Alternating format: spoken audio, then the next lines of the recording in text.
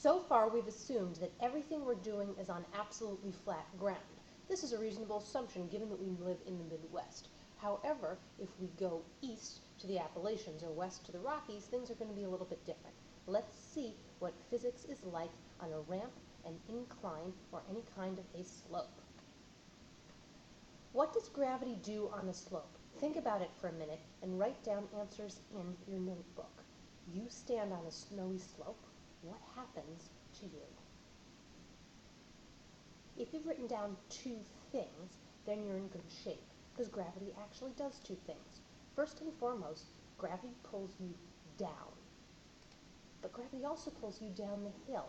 The word down now means two different things. It means what it always meant. Gravity is the reason you stick to the ground. Nobody can fly just because you're going skiing. But gravity is also the reason you're moving forward and skiing forward, like down the hill or down the ramp.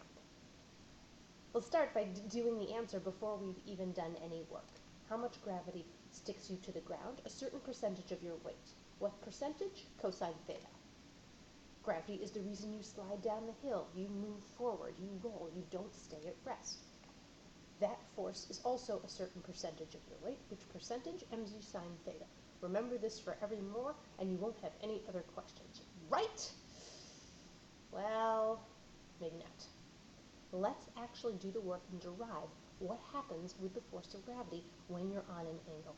When we get to the answer that you've just written down in your notebook, we'll know we've done it right. Just to make sure we understand the physics of skiing, start by making a free body diagram for this cross-country skier right here. Real skis, real snow, and notice that this skier cannot be moving at a constant speed because clearly she's just stopped. Also notice that her poles are up. Do not write F push unless you can justify who or what is pushing. Those poles are up. She's not pushing on anything. Take a minute, make a free body diagram in your note, pause the video, and then press play to check your work. Do you have three forces? Gravity, because the skier's still on Earth. The normal force, because there's snow under her. The snow is flat, the normal force goes straight up, and a force of kinetic friction slowing her down as she skis. If so, you're good to go. Now, make some space in your notebook for three big drawings, big enough for you to work triangle proofs and trigonometry problems on them. When you're ready, let's go for the alpine skier. Make a free body diagram for this downhill skier. Start by drawing the forces right here on this triangle. Again, you will need a triangle in your notes big enough to do math on. I'm talking at least 2 to 3 inches big. Make yourself a ski slope with a little skier. Doesn't need to be a work of art. It just needs to represent this skier on this slope. Then, on the picture, draw in the forces. Pause the video, draw in the forces, and then press play to check your work. Start with the easiest force. Always start with the easiest force. She's on Earth. There's gravity. Gravity goes down. And by down, we mean down, not some sort of fancy down relative to something else, or depending on your point of view. Next, she's on real snow. There's friction. Friction's going to slow her down, opposite to her direction of movement. That's right back up the slope. Done and done. Last, there's the normal force. Why do we call it the normal force? What does normal mean? Normal does not mean straight up. Normal means perpendicular to the surface. Copy your vectors onto a free body diagram. This is free body diagram number 1. Pause. Now take a good look at your new free body diagram and cry. There's nothing we can do with it. We are used to free body diagrams that say 10 newtons up and 10 newtons down, add together, net force of 0, we're done. 10 newtons right and 6 newtons left, add together, get a net force of 2 newtons right, and we're done. The point of a free body diagram is to be able to do math in your head. You can't add these things in your head. They're all in different directions. They're diagonals. They're nasty. This is terrible. What are we going to do? Force of gravity is going the right way. That's down. We can deal with it. But we have these two nasty diagonals that are going to ruin all our math. Well, first things first.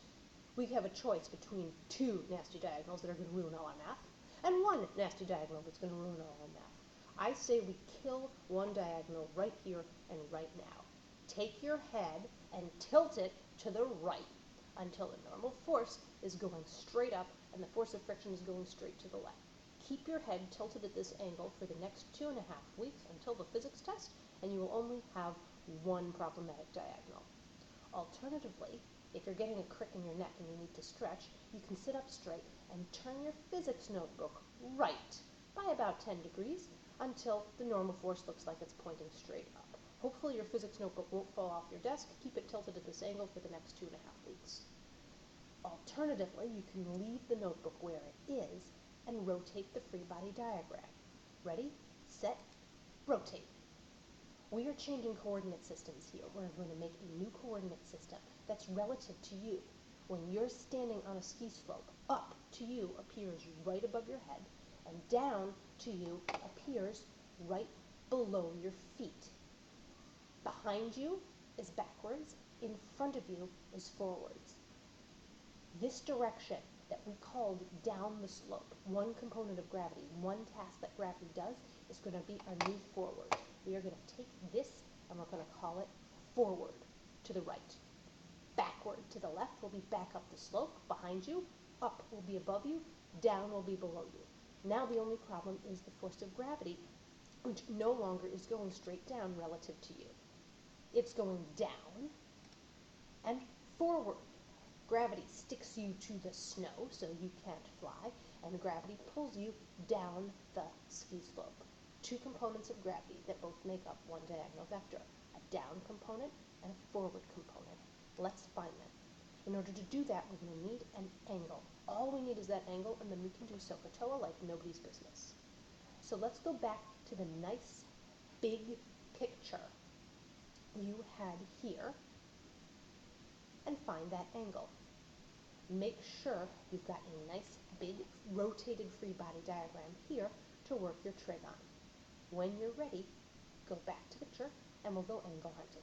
Pause the video until then. Let's start with the one angle we know. Theta is the angle of the ski slope. It's given in the problem. I get it off of Googling all the ski resorts in Europe. They have all their stats, all their pricing, and yes, the angles of the slopes. This is a right triangle. That is very useful to us. If this is theta and this is 90, what's this? What's the angle made between the horizontal, aka forward, and the force of gravity? Math, math, math, math. Write down the answer in your notebook. Pause. If you want to name it phi, you can. In any case, it's equal to 90 minus theta. We've got axis here to the right. We've got axis here going up and down. Hey, that looks just like our rotated free body diagram. We want the angle between the force of gravity and the new vertical. Now, what's the angle between the green and the blue coordinate axis? What is this cardinal angle here? Think about it. If this is 90, this is 90 minus theta. What's this? Woohoo! It's theta. It's the angle we're given in the problem. It's the angle of the ski slope. The missing angle we need is theta. Note that trouble is ahead. Theta is measured relative to the vertical, not relative to the horizontal the way all proper math class angles should be. This means there's a surprise coming and we'll have to be prepared. Nothing for it. We got SOHCAHTOA. We have theta. We have a hypotenuse of mg. We have an opposite, and we have an adjacent. Opposite, trig, trig, trig. Do it in your notebook. Should give us mg sine theta. Adjacent, trig, trig, trig, should give us mg cosine theta.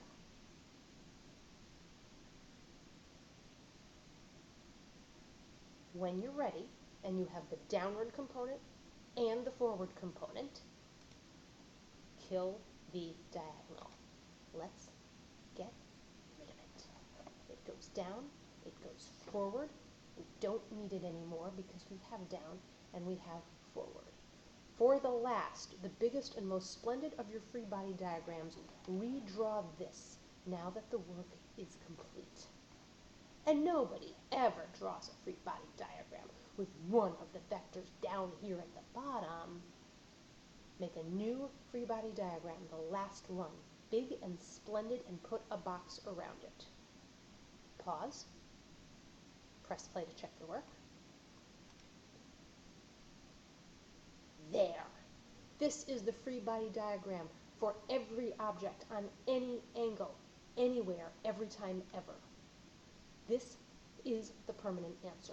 The only difference is whether someone is pushing you down the slope, in which case there'll be an extra F push on this side, or whether someone is pushing you up the slope, in which case there'll be an extra F push on this side. Either way, gravity will be pulling you down the slope with a force of mg sine theta. If the force of friction can be equal to the force provided by gravity, mg sine theta, then you will be stable and you will stay. If the force of friction cannot be equal to the force of gravity going forward, mg sine theta, then you will not stay, you will slip and fall. In the vertical direction, mg cosine theta is keeping you stuck to the ground. Assuming you're not rocketing into the sky or sinking into the snow, never to be seen again, that means that the normal force has to be the same thing. The normal force must be mg cosine theta. Check it out. If theta is 0 degrees, what's the cosine of 0? Pause, check, calculate on your calculator if you've forgotten. That's right, it's 1.